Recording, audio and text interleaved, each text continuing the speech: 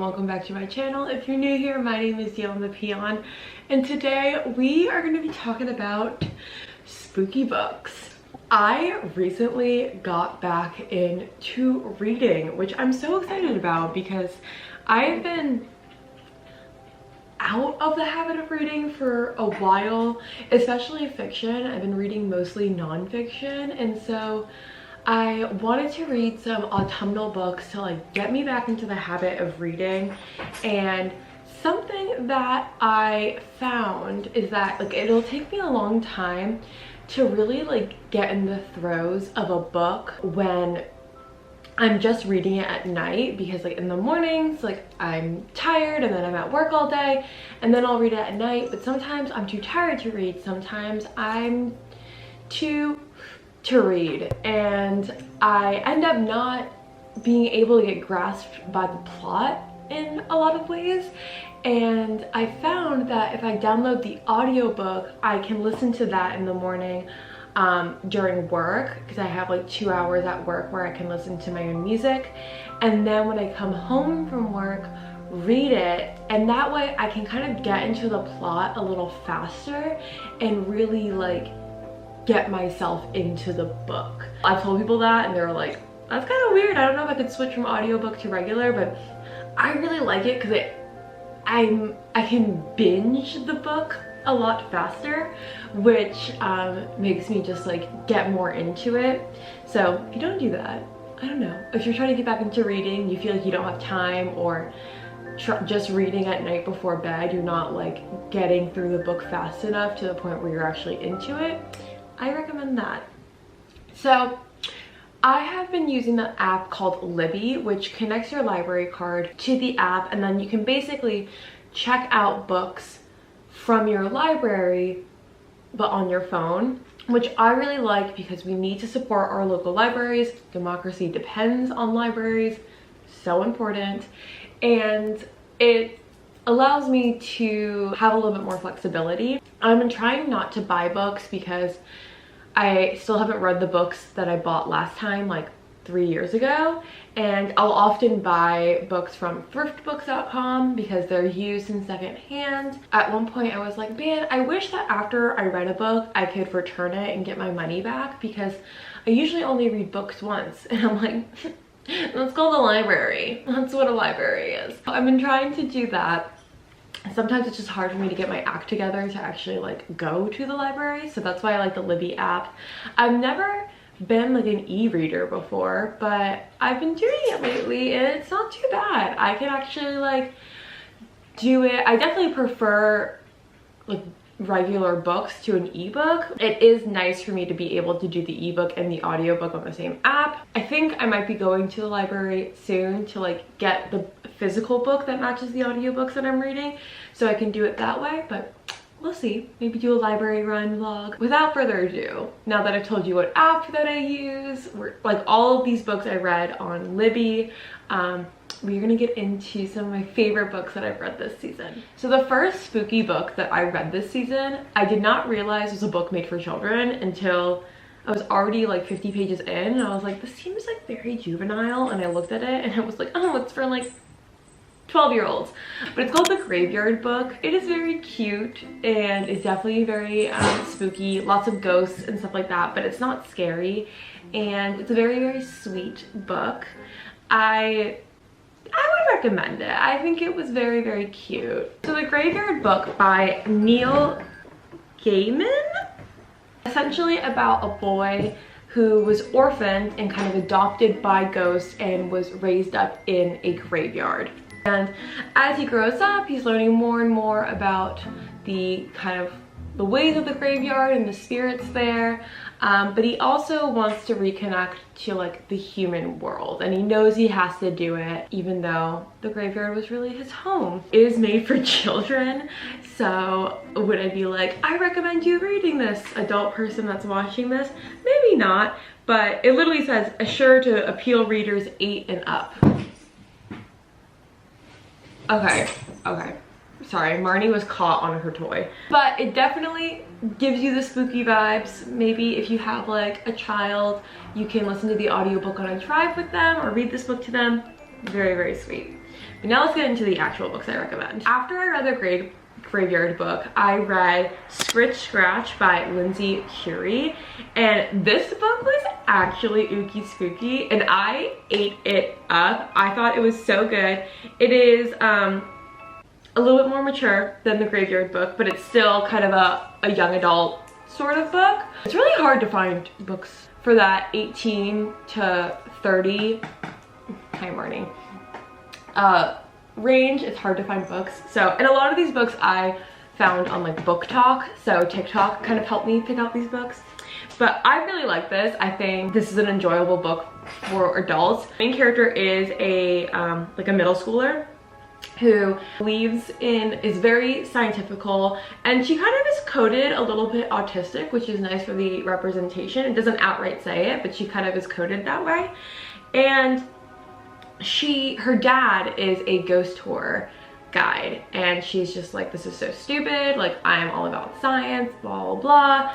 And then some spooky things start to happen to her, and she starts to kind of question her scientific brain. There's a really sweet brother-sister relationship in this book, which we love to see, healthy sibling relationships. I also found that the ending was really satisfying. I didn't feel like they were just tying up loose ends really quickly. I felt like the ending was well thought out, and it gave a very good kind of like lesson to the story, and just like felt good. It was just a nice, satisfying ending, which I always appreciate. So after I read Scritch Scratch, I decided to go into a more classic horror novel, which was Dracula by Bram Stoker. And this was written like 1897. So it is an older book. It's very, very mature, like, and very classic and old-timey in the way that it's written. But I really enjoyed it. It was very interesting. My critique of it is that the women in the book were really only described as weak. They couldn't handle the terror that the vampire was having, that they were so pure, that they were so innocent and pure and innocent, and it's like, oh my god, we get it, vampire is like a euphemism for like virginity. But my feminist self was a little bit annoyed that like the women in the book were really only described as like so pure lily white, we can't destroy her purity, we can't let the vampire destroy her purity, and it's just like, oh my god, give me a break. But if you can get past that, it is a really good book, and it's written in a way where it's like journal entries and letters and newspaper articles, so it's like someone gathered all this information and put it in a book. And I really liked that because it made it seem a little bit more real. And yeah, I highly recommend reading Dracula. I thought it was really, really good and definitely spooky. The next book that I read was And Then They Were None by Agatha Christie, which is another classic mystery novel, and it's for adults, so don't worry you guys. And this was my first Agatha Christie book, and I really enjoyed it. The ending, it kept me guessing until the end, and I was very satisfied with the ending. And I feel like I was like, okay, that makes sense. It wasn't like something out of left field, which I appreciate in a mystery novel.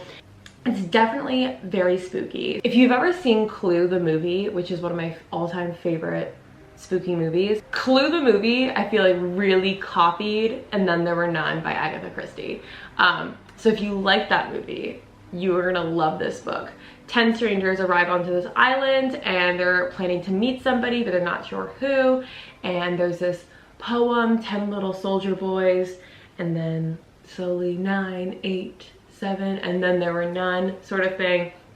And they're all wondering why they're here. They all have a secret that they don't want out.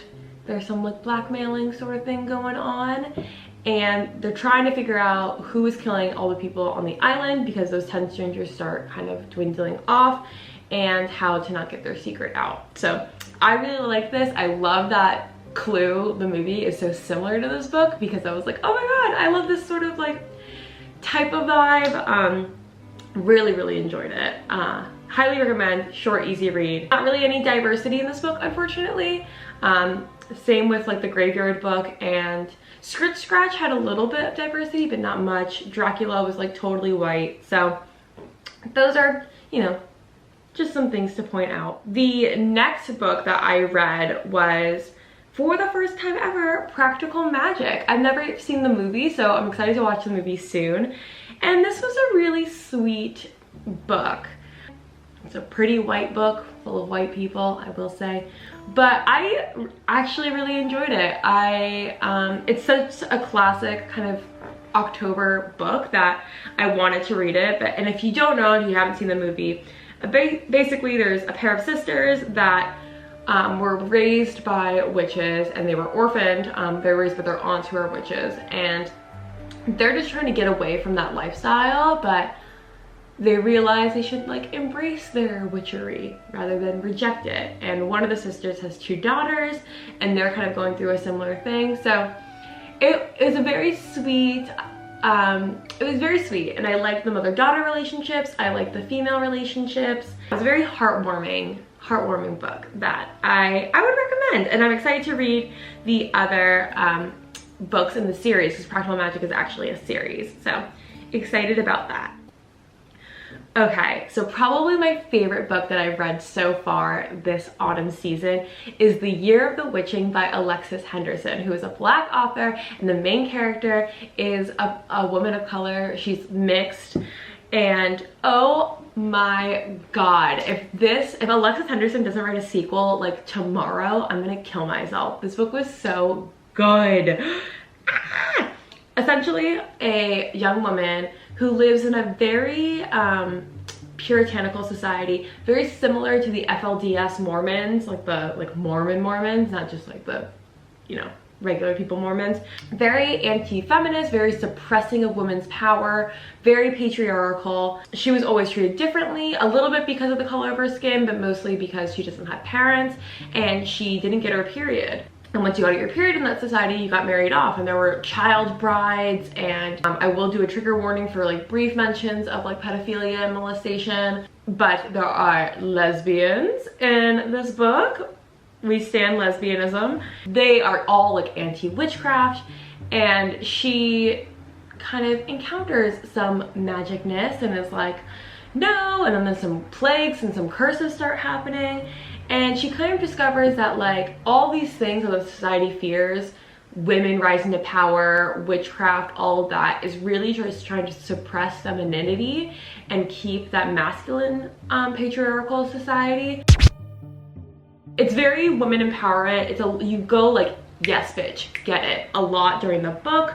There's a slow burn romance in it, which is very, very nice. She's connecting back to her identity as a descendant of witch. She's connecting back to her identity of being half Black. But there's not like inherent racism in the book. For people of color who are interested in this book, you don't have to kind of deal with that that trigger of like racism so much in the book. It's in there, but the spookiness really descends from like anti-women.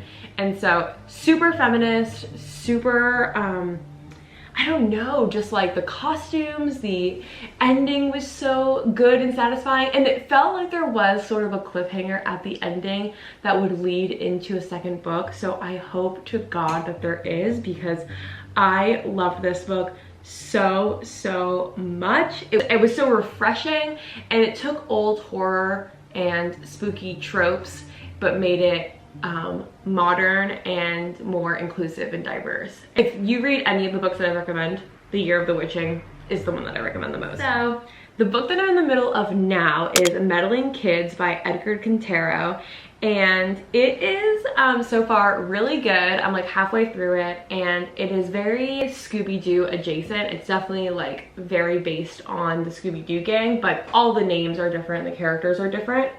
But essentially there was a group of teens who every summer would like kind of solve a mystery, and in this little small town in Oregon, the guy went to jail, and they were like, we solved it, etc. And they all went on with their own lives, but they all suffered some severe trauma from that particular case. One of them, who was supposed to be a scientist and really smart, dropped out of college and is an alcoholic. One of them admitted themselves into a mental institution. One of them overdosed and died, and one of them has been sort of living a life of crime. And so they all kind of come together, and one of them speaks to the person that they caught and jailed from the case that traumatized them, and realize like some shit just doesn't add up. And there was some stuff that was inexplicable, and that yes, this guy deserved to go to jail for a bit for some of the things, but he wasn't to blame for all of the things. That person gets together the gang and they're like, we need to figure this out. And so they're all kind of like undoing sort of the trauma that they went through and like confronting it and going back to that area and trying to solve the case for real, knowing that the person that they caught wasn't 100% to blame. And that's where I'm at so far. It's really good because I love Scooby-Doo, and it takes that kind of classic comforting trope, but they are adding in sort of like more adult themes of like what happens after the mystery and how does that affect people and all of that. And there are lesbians, a Latinx character, so very, very nice. I like the diversity. I think it's really important for books to have diversity and inclusion in sexual identity and in race, because so many books that we are forced to read because they're deemed classics are all about Europeans and heterosexuals, and it can be very tiring. And I think it's important for people to read books that they can actually identify with. I'm excited to see how it turns out. Can't give my full recommendation because I haven't finished the books, but I am enjoying them so far. Those are the books that I've read. I was gonna add in some like honorary mentions because there's a few other books that I've been reading this autumn, but I feel like this is already like 20 minutes long, so I've given you plenty of recommendations. Maybe in like a month or so, I'll like do another kind of book favorites that I've been reading, or a few that I've really enjoyed. But if you liked this video, please give it a thumbs up because it really helps out my channel, and leave a comment down below. What spooky books do you recommend? Definitely check out The Year of the Witching. So good. Oh my, I haven't loved a book like that in so long, you guys. And follow me on TikTok and Instagram, because on my Instagram I actually review spooky books and spooky movies all the time. I have a little highlight on my profile so you guys can see kind of my full review of the books. I also post content there every single day. And with that, have a happy day. Make sure you subscribe to my channel. Bye!